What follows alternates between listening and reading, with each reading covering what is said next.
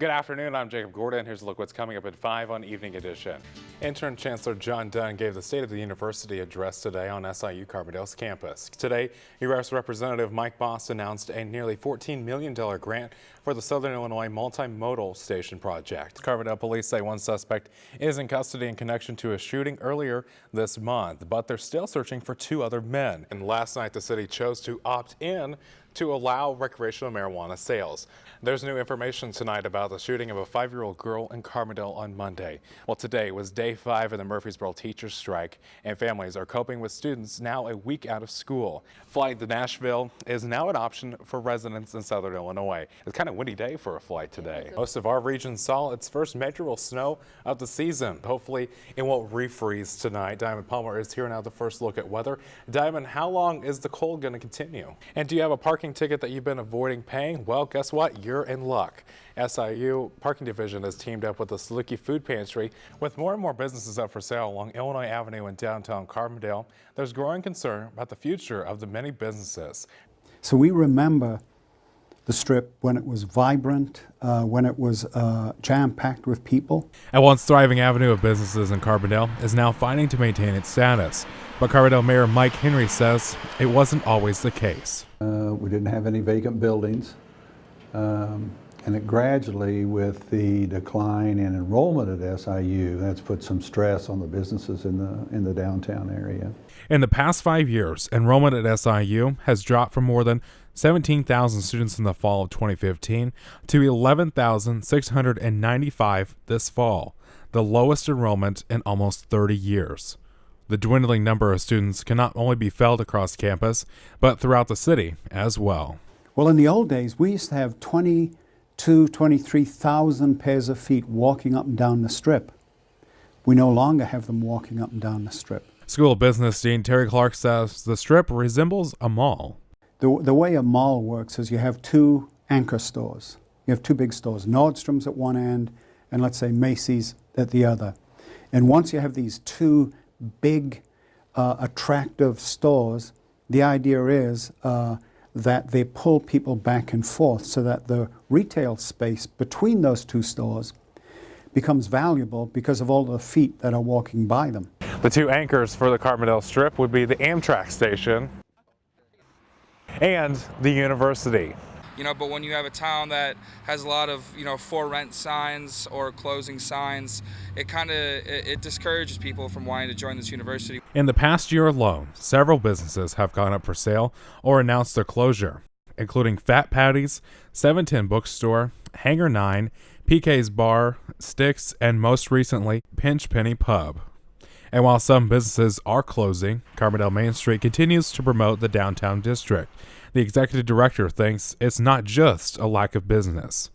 And while several businesses are for sale, they're not closing. If there's not an owner that steps in, it's not a closure.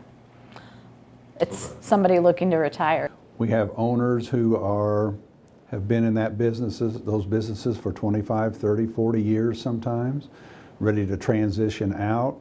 The ones that I know personally, their children aren't really interested in taking over the business. If your kid doesn't want it, it's not like there's a lot of backup plan.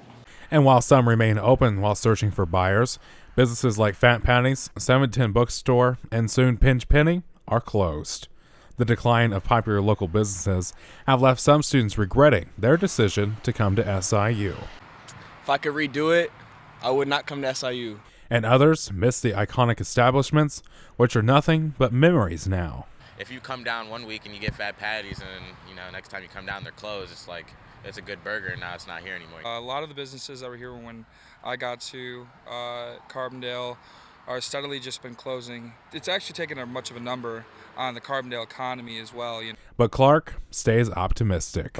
We didn't get into this place overnight and coming back from it. And we'll never be, it'll be a different Carbondale, but it's always a different world, fast forward 10 years anywhere and things change. So, but I'm confident we're coming back. To that end, city leaders hope a multi-million-dollar redevelopment project, including streetlights and sidewalks, a tax incentive program for businesses, and a planned multimodal transportation center replacing the Amtrak station, could launch the Strip into the next generation. but we just have to weather the storm. For Evening Edition, I'm Jacob Gordon.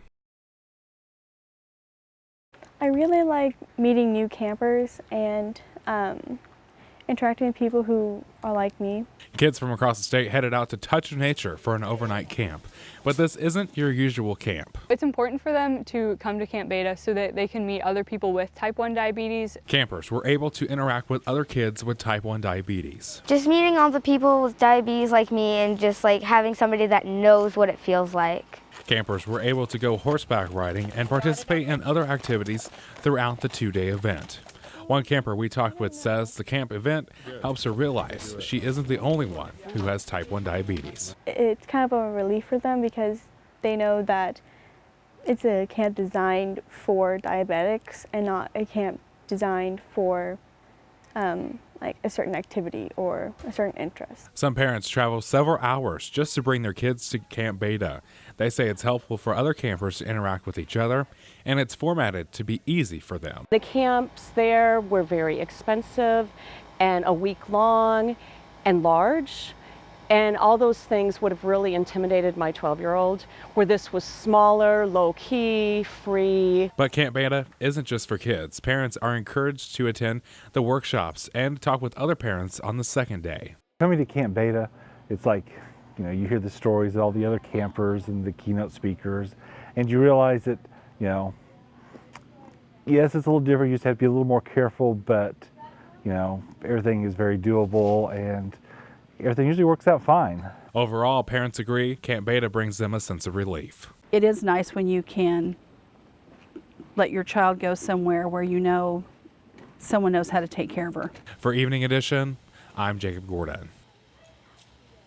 When you think of therapy, you usually think of talking to a therapist or doing physical therapy. But for some kids and adults in Southern Illinois, their definition of therapy is different. It's out of town, it's nice, it's peaceful out here. After a busy week, it's nice to enjoy a peaceful Saturday morning. But for some, they head to Giant City Stables for a therapy session. So it's a therapeutic riding program that they benefit from the feel of the horse, the ride of the horse, and it helps with memory, it helps with muscles, it helps with speech. It's just an amazing program. Specialized Equine Service is a program where kids with a disability get to ride a horse. A lot of the kids don't see it as a therapy. It's actually fun for them. Meet Wyatt. He has a rare syndrome which causes him to have seizures and mental delays. He's not scared of things, as far as, being shy or something like that, where he comes here and riding that horse really kind of builds a lot of confidence for him. Wyatt has been riding with SES since April, and his father says he can see progress. With his social skills, he used to be very, very shy, where now he comes here and he's more and more, he can't really talk just because of his delayed muscle growth, but you'll hear him try to tell people good morning now. You'll hear him try to say hi, and he's starting to become more of a social person now coming here. SES is not only for kids. I'm a prior Iraq veteran. They also have a program for veterans. It's not like a therapy session where you're going to talk to a therapist. They're healing with the horse. The riding program for veterans is once a week, and participants say it's a great way to help with healing. You get to come here and then you talk to other veterans, even it may be Vietnam, it could be Iraq like me, or it could be, really any type of conflict, any type of veteran. Thank you for joining us tonight. Watch River Region Evening Edition at 5 Monday through Thursday. Have a good night.